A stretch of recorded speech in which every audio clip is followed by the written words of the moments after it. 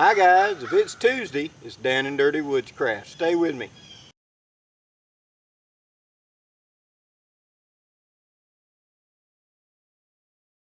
Okay, today guys we're going to talk about using a tarp in this diamond configuration for storm. We'll share a few little tricks with you on it.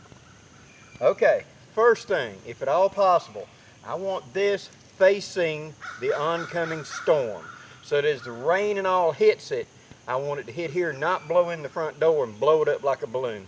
So you want the point facing into the storm.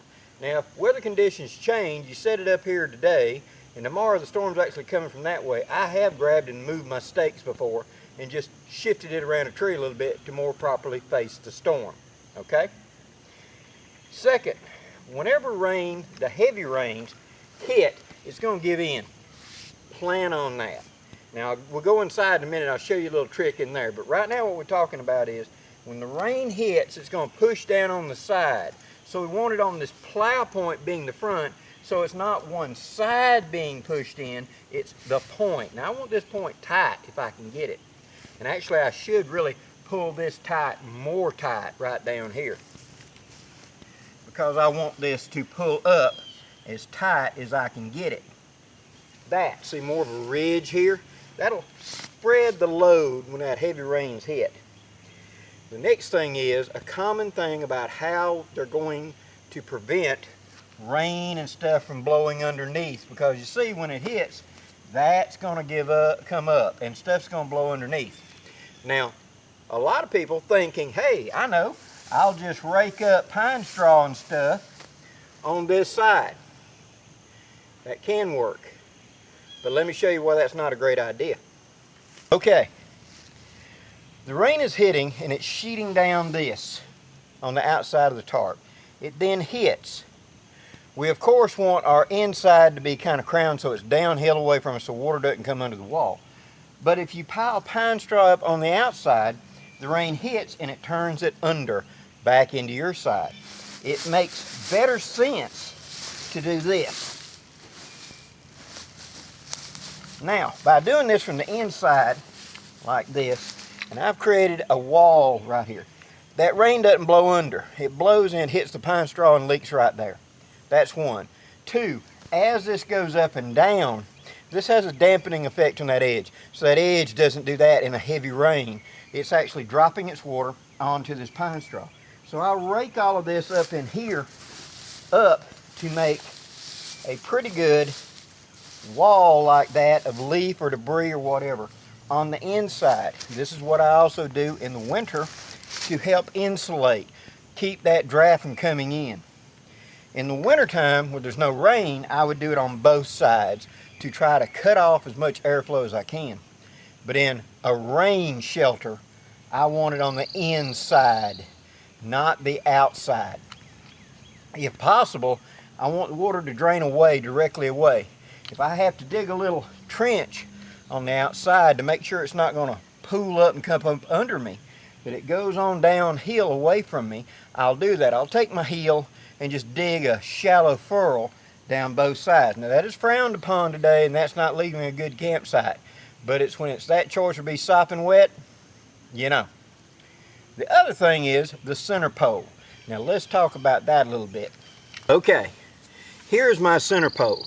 It's just simply a walking stick or just a stick I cut that I push up into the apex of my diamond. This gives me several advantages. One, when it's not here, the diamond is a lot lower, as you can see. This allows me to adjust. It also allows me to adjust while still inside the diamond. Because if I was expecting the storm to come more from this way, it's actually shifted around here, I can steer this pole to different locations on my tarp to increase the tension in whatever direction I need to, so I can adjust it. Also, suppose you get a true, it's just bucketing down, and it's hammering on your tarp, and it could tear it. I can grab this pole and I can slack it just a little bit by sliding the base out. Allow a little bit of give so it's not so tight it's going to tear.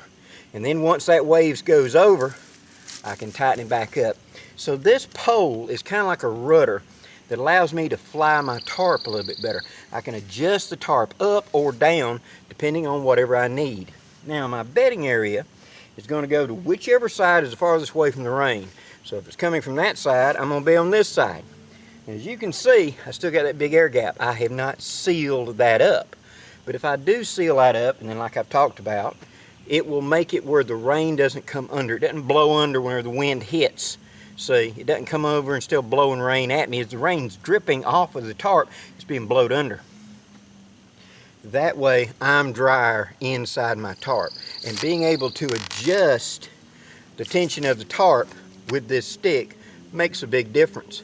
Like I said, if it's just super, super bad, I can drop it down low, let it just almost push down upon me. You know, I can also stick it up here and go up high and give me more headroom up here if I'm sitting up.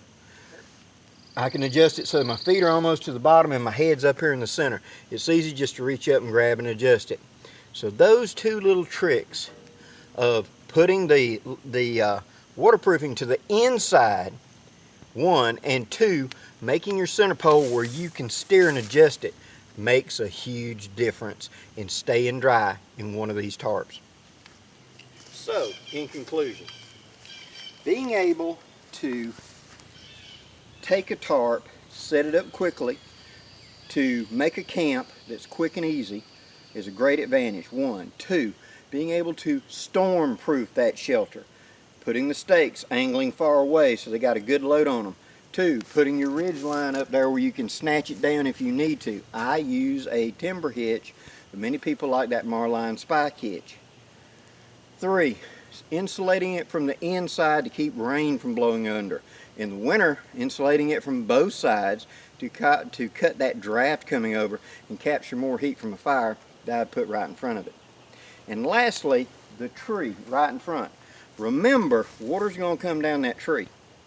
So you need a little bit of a dam or something there.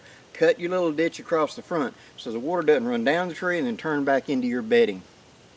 Trust me, I've had that happen more than once. Where I never got wet coming through the tarp. Rain running down the tree, puddled up and ran into the tarp under the tarp that way. So consider every corner to be a possible leak and address it that way.